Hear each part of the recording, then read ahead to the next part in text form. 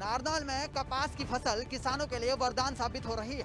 मंडियों में सरकारी रेट पर फसलों की खरीद शुरू कर दी गई है, जिससे किसानों के चेहरे खिले खिले नजर आ रहे हैं।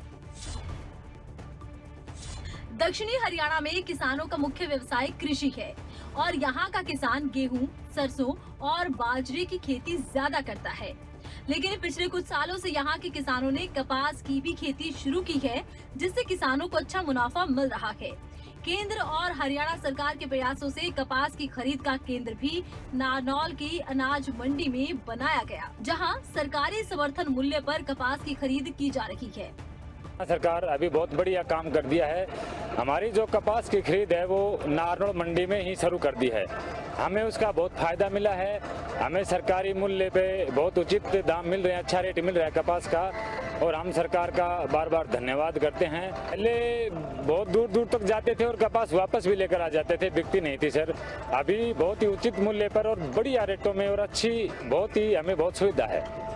वहीं दूसरी ओर कई किसानों में इस बात से भी नाराजगी दिखाई दी कि मंडी में लाए जाने वाली कपास की फसल में कमी बताकर उनकी फसल को खरीदा ही नहीं जा रहा। समस्या ये है जी, आगू पर्ची चेक करते हैं, नीचे बढ़िया हो सकता है एक पोट हमारी गंदे हो, गिट्टी गाटी की खुल गई हो, नीचे हो सकता है हमारा माल पूरा अच्छा हो, तो हमारे पूरे माल को खुलवाया जाए, उसकी ढेरी लगाया जाए कि उसको उसकी योग्यता देखनी चाहिए कि है भी नहीं खरीदने लायक।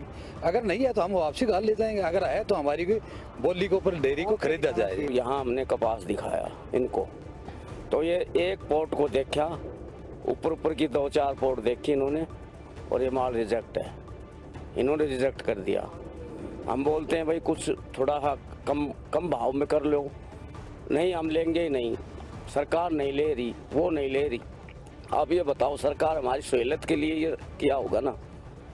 सरकार का हम बहुत आभारी हैं जो किसान की तरफ देख रही है, पर सरकार को ये भी चाहिए किसान की वो करे, उनको जाकर देख के भी। और 3000 में ट्रैक्टर किराए पे लेकर आए और ये कपास इन्होंने देखी भी नहीं, ऊपर से एक पोट देख करके उसको रिजेक्ट कर दिया, और नीचे सारी कपास बढ़िया थी, सूखी हुई थी।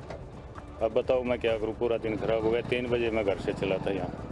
एसडीएम मनोज कुमार ने अनाज मंडी का दौरा कर कपास की चल रही खरीद का जायजा लिया और बताया कि यहाँ जो किसान अपनी कपास की फसल ला रहे हैं, उस फसल को सरकारी एजेंसी खरीद रही है।